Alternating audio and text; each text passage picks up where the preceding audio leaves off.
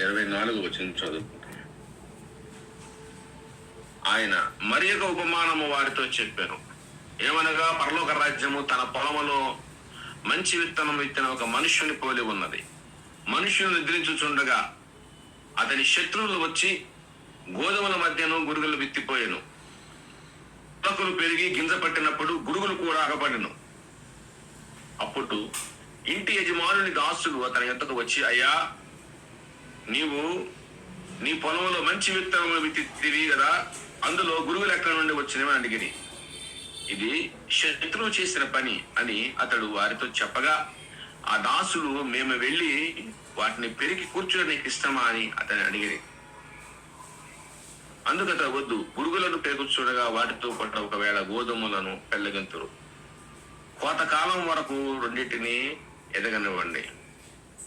కోతకాలం ముందు గురుగులను ముందుగా కూర్చి వాటిని కాల్చివేయుటకు కట్టలు కట్టి గోధుమలను నా కొట్టులో చేర్చి పెట్టినని కోతగాడతో చెప్పుదును అనేను. దేవునికి వాక్యం మనం గమనిక చేసినట్లయితే, గురుగులు ఎవరు, గోధుమలు ఎవరు అంటే, గురుగులు దుష్టిని సంబంధులు, మరి గోధుమలు ఎవరు అంటే రాజ్య సంబంధులు అని బైబిల్ చెప్తుంది. మంచి విత్తనములు రాజ్య సంబంధులు అని, అంటే గోధుమలు రాజ్య సంబంధులు, గురుగులు దుష్టిని సంబంధులు అని ఈ మత్తయి సువార్త మాట్లాడుతుంది. అయితే యేసు ప్రభు కూడా ఆయన గోధుమ గింజ భూమిలో పడి చావాలి అన్నాడు. ఆయన గురించి ఆయన మాట్లాడుతూ గోధుమ గింజ. అయితే తండ్రి అయిన దేవుడు గోధుమ గింజను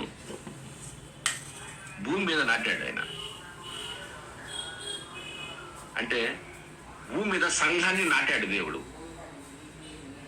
సాతానుడు సంఘములో లోకాన్ని నాటింది.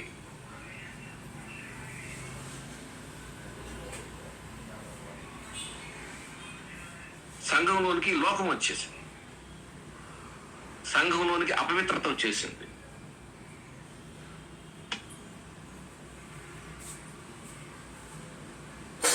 పొలంలో గోధుమ గింజలు నాటితే వారు కునికి నిద్రించుచుండగా అపవాది వచ్చి గోధుమల మధ్యలో గురుగులు విత్తేసి వెళ్ళిపోయారు. అయితే దేవుడు సంఘాన్ని భూమి మీద తీసుకొచ్చాడు. ఆయన సిలువ వేయబడి 123 మంది మీద పరిశుద్ధాత్మను దిగి సంఘం భూమి మీదకి వస్తే అలాంటి సంఘంలోకి అపవిత్రత చోటు చేసుకుంది. అయితే నరకానికి ఎటు వెళ్తున్నారంటే, భూమి మీద నుంచి నరకానికి వెళ్ళటం లేదు, అది వెళ్ళి కూడా అటు వెళ్తున్నారు, కానీ సంఘంలో ఉండి నరకానికి వెళుతున్నారు. సంఘంలోకి వచ్చి రక్షించబడి అన్ని చేసిన తర్వాత నరకానికి వెళుతున్నారు. లోకంలో ఉండి నరకానికి వెళ్ళారంటే అదొక దారి. అయితే ఈ గోధుమల పొలంలో ఉన్న, గోధుమల చేనులో ఉన్న ఈ గురుగులకి ప్రొటెక్షన్ ఉంది, కంచి ఉంది, కాపుదల ఉంది, నీళ్లు ఉన్నాయి, అన్ని అనుభవిస్తున్నాయి. ఇది గోధుమల చేనులో ఉంది. ఈ గురుగు కూడా, ఈ గురుగు ఉండి చక్కగా నీటి వసతి కానీ, ఫెర్టిలైజర్స్ కానీ, ఈ గోధుమ చేనుకు కావలసిన బలము కానీ, నీరు కానీ, కాపుదల కానీ, కంచి కానీ అన్ని అనుభవిస్తుంది. కానీ ఇది కాయాల్సిన కాయలే కాస్తుంది.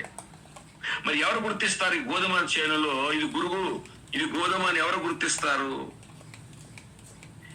అటు ఇటుగా ఎవరు గుర్తిస్తే సేవకుడు గుర్తుపట్టాల. సంఘములో ఇది గోధుమ, సంఘములో ఇది గురుగు అని గుర్తుపడితే ఎవరికి తెలియాలంటే అటో ఇటో కొద్దిగో గొప్ప తెలిస్తే సేవకుడు తెలిసిపోతాయి. ఈ నమ్మకమైన కాదురా, ఈ ఇట్టాటోడు అని తెలిసిపోతాయి సంఘంలో. అయితే గోధుమగా ఉండాలి అంటే బైబిల్ చెప్తుంది ఏం చేయాలి. యోహాను సువార్త 12:24 యోహాను సువార్త 12:24 24 గోధుమ గింజ భూమిలో పడి చావకుండా ఎలా అది ఒంటరిగా ఉంటుంది, అది చచ్చిన ఎలా విస్తారముగా ఫలించు. అయితే బైబిల్ చెప్తుంది, గోధుమ గింజ అయితే సంఘములో నువ్వు గోధుమ గింజ అయితే, సంఘంలో మనము గోధుమ గింజ అయితే అది ముందు చావాలి, గోధుమ గింజ చచ్చిపోవాలి. ఏం చావాలి అంటుందంటే కులం చావాలి, ధనం చావాలి, గర్వం చావాలి. ఈ చావట్లా గోధుమ గింజ చావాలంటుంది కదా, మరి ఫస్ట్ అది చావాలి కదా, మరి కులం చావాలి కదా, కులంగానే బతికి అలా ఉండిపోతుంది కదా. కావున భూమి మీద మీ అవయవములను అనగా జాగ్రత్తను, అపవిత్రతను, కామాతురతను, దురాశను, విగ్రహారాధన, ధనాపేక్షను చంపివేయండి. కొలస్సీ 3:5. కొలస్సీల పత్రిక 3:5 కావున భూమి మీద మీ అవయవము అనగా జాగ్రత్తను, అపవిత్రతను, కామాతురతను, దురాశను, విగ్రహారాధన, ధనాపేక్షను అంటే చంపవలసినవి ఇవి. అందుకనే ఆయన దినదినము చనిపోగుచున్నాను అని అంటారు వాళ్ళు, ఆడబడేవాళ్ళు. కాబట్టి గలతీ 5:24 క్రీస్తు యేసు సంబంధులు శరీరమును దాని ఇచ్చలతో కూడా దురాశలతోనూ సిలువ వేసి ఉన్నారు. అంటే యేసుక్రీస్తు సంబంధాలు అయితే, క్రీస్తు యేసు సంబంధులు శరీరమును దాని ఇచ్చలతో కూడా దురాశలతోనూ సిలువ వేసి ఉన్నారు. కాబట్టి గోధుమలకు ఉన్న లక్షణాలు ఒకటి చావాలి, మూడే మూడు మాటలు చెప్తా. రెండవది, గోధుమలకు ఏమొస్తుందంటే లోకాసు వార్తలో 22వ అధ్యాయంలో గోధుమ దగ్గరికి ఏమొచ్చింది అంటే జల్లెడు వచ్చింది. లోకాసు వార్త 22వ అధ్యాయము 31వ వచనంలో, సీమోను సీమోను, ఇదిగో సాతాను మిమ్మల్ని పట్టి గోధుమల వలె జల్లించుటకు మిమ్మల్ని కోరుకున్నాను గాని నీ నమ్మిక తప్పిపోకున్నట్లు నేను నీ కొరకు వేడుకుంటుని నీ మనస్సు తిరిగిన తర్వాత నీ సహోదరు స్థిరపరచమని చెప్పాను. ఇదేంటి అంటే గోధుమలు జల్లించే జల్లెడి దగ్గరికి, గోధుమల దగ్గరికి ఏమొస్తుంది అంటే జల్లెడు వస్తుంది. గోధుమల దగ్గర జల్లెడ. అందుకనే ప్రభు చెప్పిన మాట ఏంటంటే, సీమోను సీమోను, ఇదిగో సాతాను మిమ్మలను పట్టి గోధుమను జల్లించుటకు మిమ్మల్ని కోరుకున్నాడు. అంటే విశ్వాస దగ్గరికి జల్లెడు వచ్చింది. రక్షించబడిన తర్వాత, మారు పొందిన తర్వాత, దేవుని వచ్చిన తర్వాత మన దగ్గరికి తప్పకుండా జల్లెడు వస్తుంది అని బైబిల్ చెప్తుంది. మరి జల్లెడు వస్తే గోధుమ గింజ అయితే ఊరు దేశమందు యోబు అని ఒక మనుషుడు, అతను యథార్థవంతుడు, న్యాయవంతుడు, దేవుని భయభక్తులు కలిగిన వాడు, చెడుతో విసర్జించిన వాడు. అతని 7 కుమారులు 3 కుమార్తెలు కాదు, అతని 7,000 గొర్రెలు, 3,000 ఒంటెలు, 500 జతల ఎడ్లు అన్నీ ఉన్నాయి. ఈయన దగ్గరికి జల్లెడు వచ్చింది. గోధుమ గింజ అయితే జల్లెడు వస్తుంది. జల్లెడు వస్తున్నప్పుడు జాగ్రత్తగా ఉండాలి. జల్లెడు వచ్చింది, మేము దూరం సార్, మరి మాకు కుదరట్లేదండి. జల్లెడ ఏదో ఒక రకంగా అన్ని విషయాల్లో యథార్థవంత దగ్గర జల్లెడు వచ్చింది. అయితే ఆయన ఏమన్నాడంటే, శోధించబడిన మీదట నేను సువర్ణంగా ఉంటానన్నాడు ఆయన, యోబు అని. ఆయన జల్లెడు వచ్చింది. ఎలాంటి జల్లెడు వచ్చిందో, మరి జల్లిట్లో జారిపోతాయి, మాకు కుదరలేదండి అని జారిపోతే తాతాండు దేవదూతలు యెహోవా సన్నిధి నిలుచుటకై వచ్చిన దినం ఒకటి తటస్థించాను. ఆ దినం అపవాది వాడు వారితో కలిసి వచ్చాడు. అంటే జల్లి తీసుకుని వస్తాడు అపవాది. అపవాది చేతిలో జల్లెడు ఉంది, దేవుని చేతిలో చేట ఉంది. ఆయన చేతిలో ఆయన చేట ఉన్నది. పొట్టు అంతటిని తీసి ఎగరగొట్టుతాడు. మంచి విత్తనాలు తీసుకుని పొట్టులో పోస్తాడు. అయితే గోధుమలు పిరికేస్తాం, గురుగులు పీకేస్తామండి అన్నారు వచ్చేవాళ్ళు. అరే బాబు అట్ట కాదు, పేపర్ పెరిగితే గోధుమలు కనుక మీరు పెరిగితే గురుగులు పెరిగితే గోధుమలు కూడా వచ్చేస్తాయి. అది మీ పని కాదు. ఆ చివరి రోజున ఏం చేస్తామంటే గోధుమలను పోసి తూర్పార పోసి ఆయన చేతిలో, అపవాది చేతిలో ఉన్నది ఒకటైతే దేవుని చేతిలో ఉన్నది ఒకటి. ఆయన చేతిలో చేట ఉన్నది, ఆయన చేతిలో చేట, ఆయన చేతిలో గొడ్డలే ఉన్నది. ఆయన చేతిలో గొడ్డలే ఉంది అన్నది, ఆయన చేతిలో చేట ఉంది. కానీ ఈయన చేతిలో, అపవాది చేతిలో ఉన్నది జల్లిడ. ఈ జల్లిట్లో చాలా మంది గోధుమ గింజలాగా నిలిచి ఉండలేకపోతున్నారు, జారిపోతున్నారు. దేవుని ఇంట్లోకి వచ్చి రక్షించబడి మార్పు చెంది అన్ని వచ్చిన తర్వాత చావట్లేదు. ఒకటి ఏంటంటే గోధుమ చావాలి అన్నాం. రెండవది ఏంటంటే అది చావలేదు. ఆ మెయింటెనెన్స్ అలా ఉంటుంది, ఆ కులం మెయింటెనెన్స్ అలా ఉంటుంది.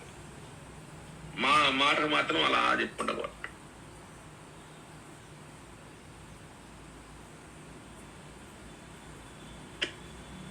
అయితే సిలువ వేయాలి, చంపివేయబడాలి అని మాట్లాడుతుంది బైబిల్.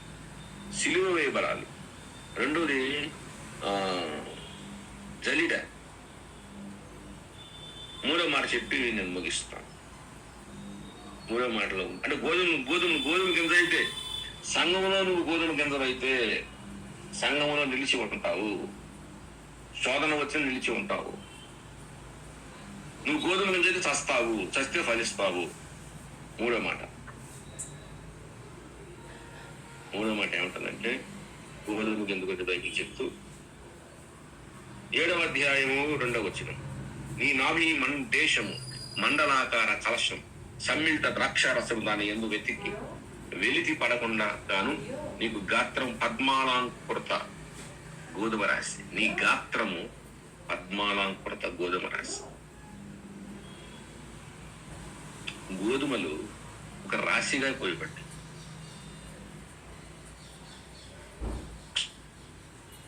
అది ఏంటి, దేనికి సూచనగా? నీ గాత్రము పద్మాలాంకురత గోధుమ రాశి. అంటే గాత్రము అంటే పరిశుద్ధుల సహవాసం.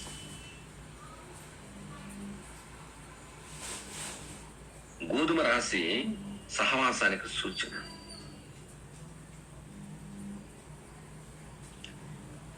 ఆ గోధుమలన్నీ కలిసి ఉంటే ఒక చోట కుప్పగా రాశిగా పోస్తే ఎంత అందంగా ఉంటది.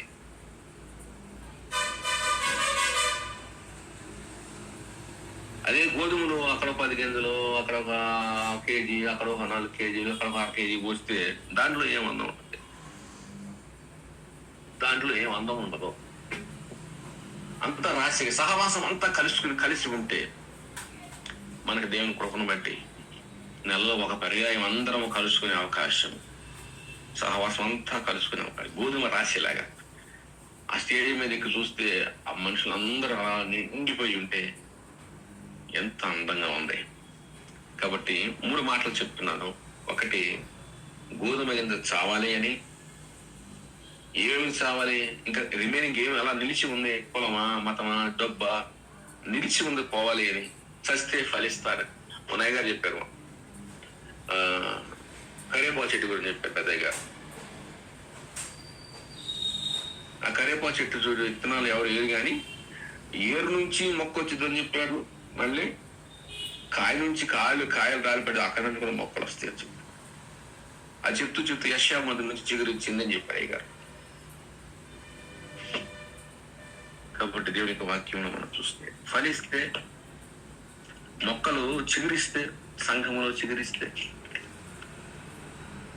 గోధుమ రాశి పెరిగితే, సంఘము విస్తరిస్తే అని అయ్యగారు పెద్దగా చెప్పారు. అయితే అందులో భాగంగా ఇంకో మాట, డబ్బులు ఇచ్చామనుకో అక్కడ టేబుల్ మీద పెట్టి వెళ్ళిపోతే దానికి విలువ లేనట్టే కదా. డబ్బులు ఇస్తే 100 రూపాయలు ఇస్తే జేబులో పెట్టుకుంటే దానికి ఒక విలువ ఉంటుందని. అదే టేబుల్ పడిచి వెళ్ళిపోతే డబ్బుకి విలువ లేదని. అలాగే దేవుని యొక్క వాక్యము మన ఎంతకు వచ్చింది ఉదయకాలంలో. సంఘంలో నువ్వు గోధుమవా, సంఘంలో నువ్వు గురుగువా?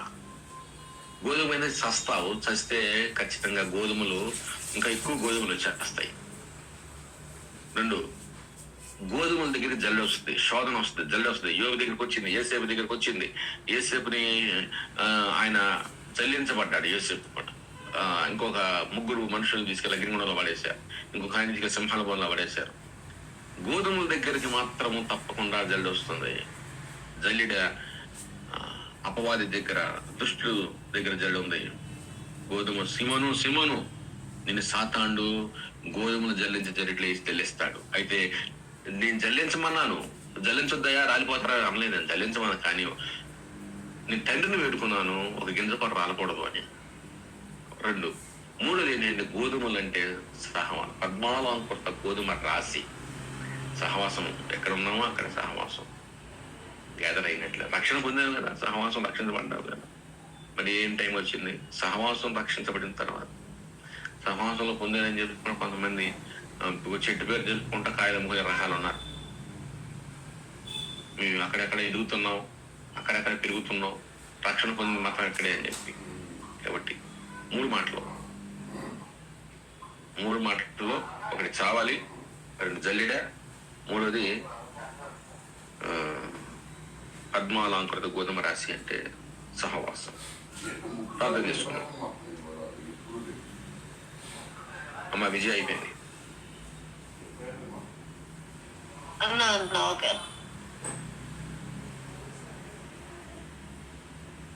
Recording stopped.